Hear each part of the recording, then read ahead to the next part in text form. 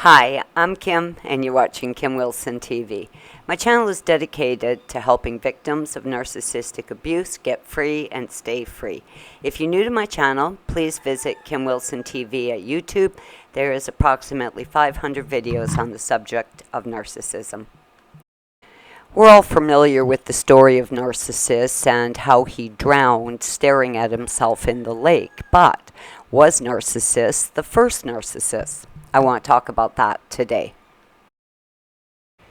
There is a deception that floats around in our community that the narcissist, psychopath, sociopath, borderline personality disordered individual that you've been dealing with is really the product of childhood abuse, neglect, or some sort of early trauma.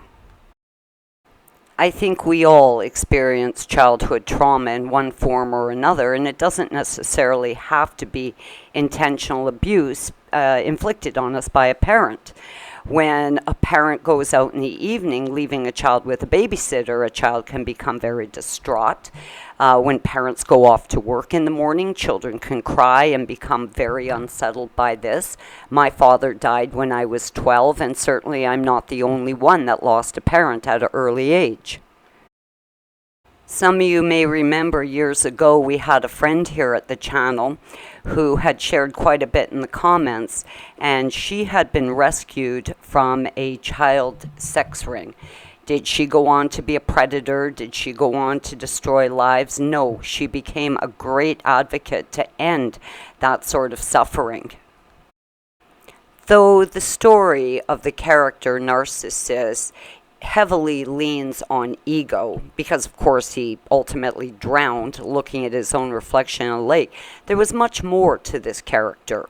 He was a hunter and a predator, which we're all very familiar with that. The other thing is, though many women loved him because he was very beautiful, he was absolutely incapable of loving another person. The only thing he ever loved was his own reflection.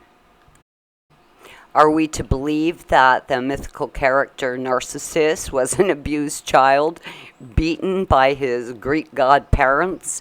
It's very nonsensical and really quite a silly concept, actually, because abuse does not necessarily create an abuser.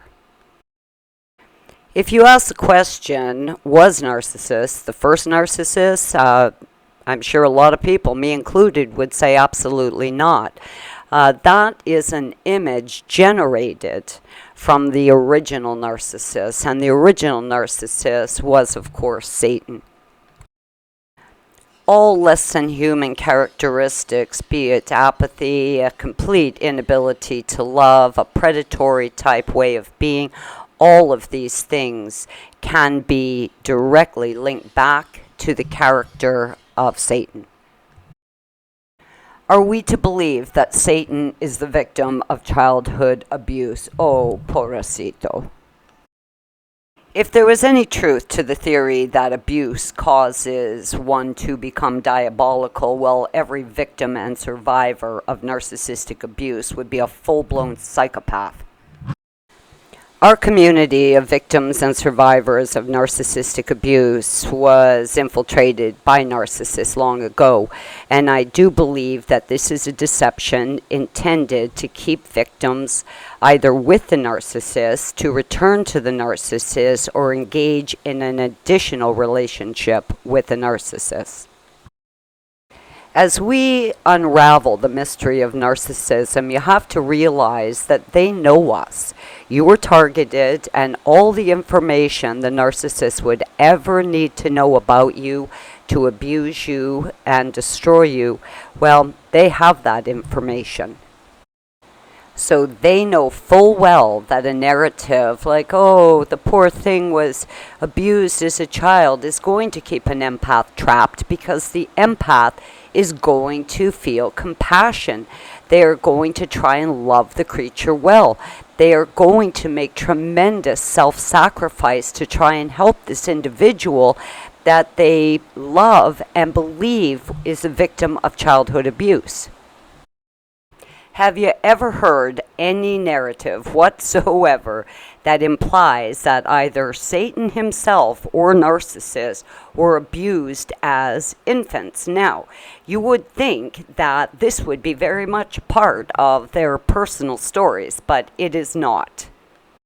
And there was a time, and I will admit that I did believe that Trevor was likely a victim of abuse until I got to know his parents. Now, his parents were not exactly great thinkers, void any capacity for critical thought.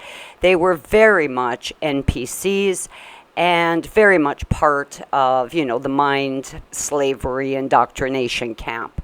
But abusers, absolutely not. And everything Trevor's mother ever said to me about him as an infant did imply that as young parents who had adopted him, they were very perplexed by, his very strange characteristics. Though his young adoptive parents were absolutely mesmerized and madly in love with their small infant child, they certainly were aware that this was a broken gadget. Do not be trapped by a false belief that these things are somehow the victim of childhood abuse and that you have some moral obligation to try and fix them. It's just not true. It's a trap.